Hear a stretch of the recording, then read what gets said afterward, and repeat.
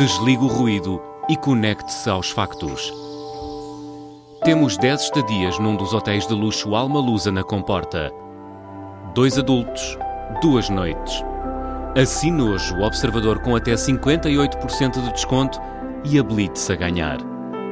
Tudo em observador.pt.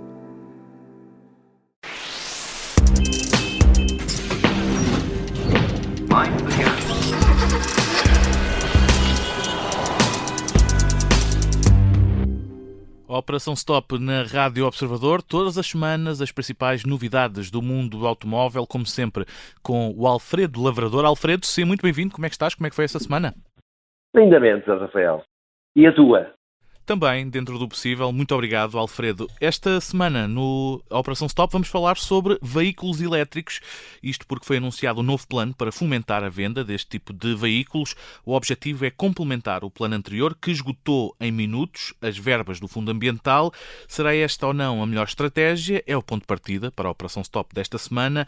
Alfredo, planos para incentivar a venda de veículos elétricos não são propriamente uma novidade, mas este vai arrancar entre maio e junho.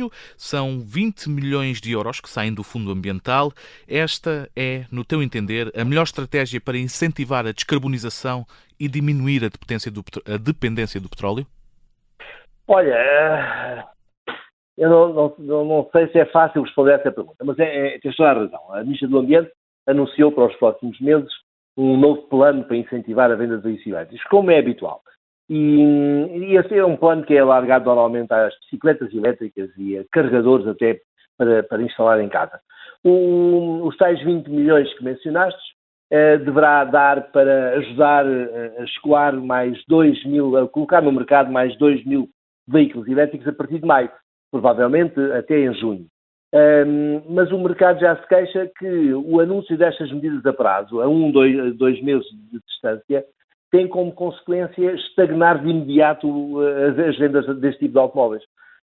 Respondendo especificamente à tua pergunta, a eficácia do programa, não sei se não seria mais interessante investir na rede pública de carga, que é a maior crítica dos consumidores deste tipo de veículos, ou até de alargar aos particulares as ajudas que de momento são conferidas exclusivamente às empresas. Estamos a falar em termos de recuperação do IVA, etc. Uma vez que as empresas são nitidamente muito mais beneficiadas do que os particulares.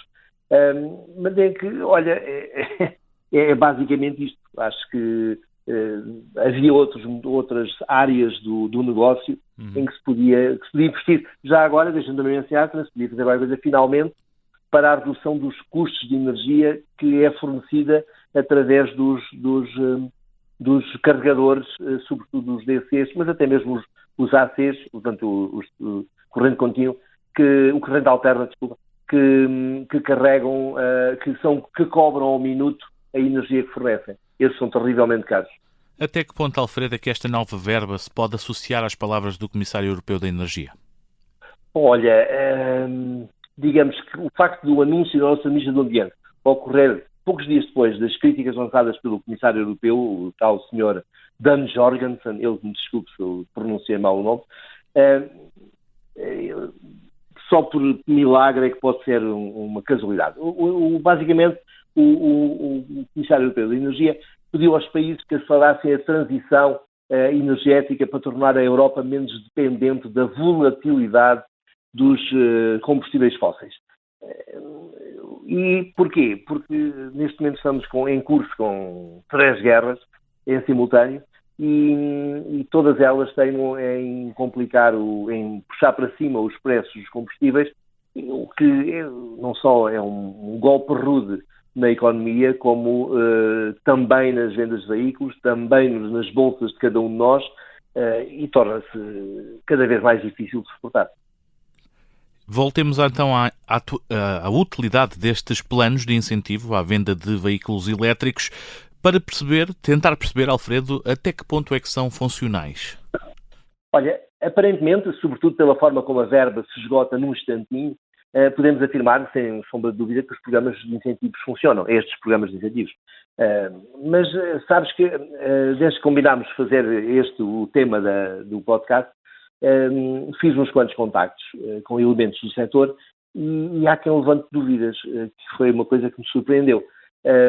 Chamaram, por exemplo, a atenção da forma pouco controlada como estas candidaturas para estes programas são realizadas. E é algo que vou ter que investigar, porque não quero levantar falsos testemunhos, mas é uma das explicações para que exclusivamente condutores particulares, portanto, as empresas não estão abrangidas por este tipo de proposta, esgotam em menos de uma hora, muitas vezes. Faz imensa confusão. Não estou a ver 2.000 pessoas agarradas ao telefone ou ao computador a ser os primeiros logo assim que abre o concurso. O concurso, não, a candidatura, Exato. as candidaturas para preencher e candidatar-se. Enfim, vamos ver. Veremos, exatamente, Alfredo. Mas que outras medidas é que se poderiam então adotar para incentivar a venda de veículos como os elétricos, mais baratos de utilizar e menos dependentes do petróleo e das guerras, contudo, Alfredo, importa dizer isto também, mais caros do que outro tipo de veículos? Aí é que está. Mas eu tenho, como sou muito teu amigo, tenho uma novidade para ti. Venha ela. Em relação ao mais caros, não é bem verdade. Já foi verdade, já foi uma verdade avassaladora. Mas, por exemplo, vamos falar aqui em 3 tipos de veículos. Os veículos do segmento D, estamos a falar de carros de 4,70 m para aí, não são as grandes limusines, que há muito poucas entre nós, lamentavelmente, isto não é um país muito rico, mas são os grandes familiares. Para dar uma ideia, que sim, toda a gente temos a ouvir conheça, é um BMW Série 5, um Mercedes Classe E, um carro desse tamanho, 4,70 m, 4,80 m. Nessa categoria, mesmo nas marcas que vendem ambos, ou seja, que vendem versões do segmento D, a gasolina, a gasóleo e a elétricas, as versões elétricas já não são mais caras do que as versões a gasolina ou a gasóleo.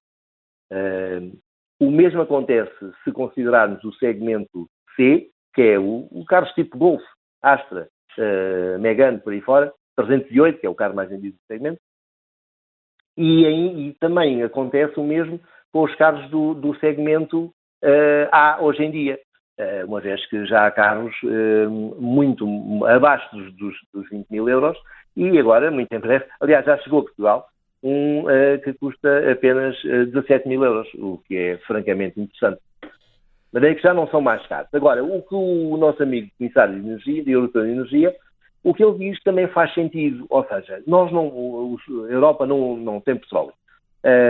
Depende da importação de países, nem todos eles muito aconselháveis.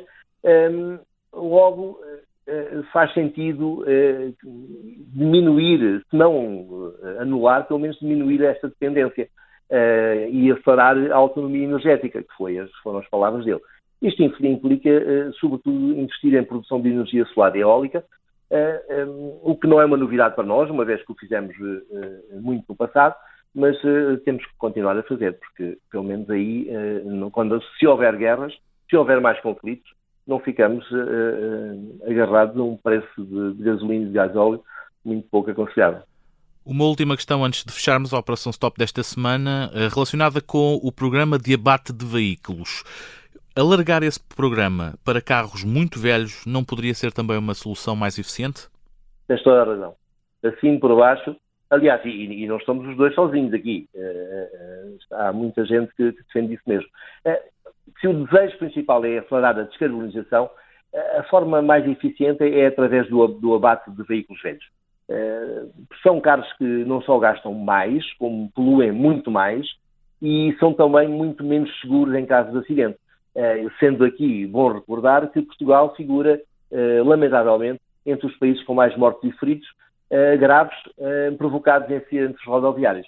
Agora, para limitar a dependência do petróleo, é bom ter presente que os carros particulares funcionam apenas durante umas poucas horas por dia. Não sei durante quanto tempo tu utilizas o teu carro, mas se te deres ao trabalho de somar, vais ver que em condições normais não andas muitas horas de carro por dia.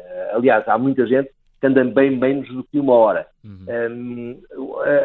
Por outro lado, os veículos de transporte público, sejam os autocarros ou os táxis, andam grande parte do dia a circular. E alguns mesmo circulam por obrigação 24 horas por dia. São sobretudo estes que deviam ser elétricos, mas a esmagadora maioria continua a ser a gasóleo ou pelo menos a combustíveis fósseis. Logo, se calhar estamos a trabalhar no sítio, estamos a dedicar muito esforço para o sítio errado. E é desta forma que fechamos a Operação Stop desta semana, como sempre, com o Alfredo Lavrador. Alfredo, resta-me apenas deixar-te um grande abraço e dizer-te que estás de regresso para a semana. Até lá, um grande abraço. Abraço e bom resto de fim de semana. Mind the gap.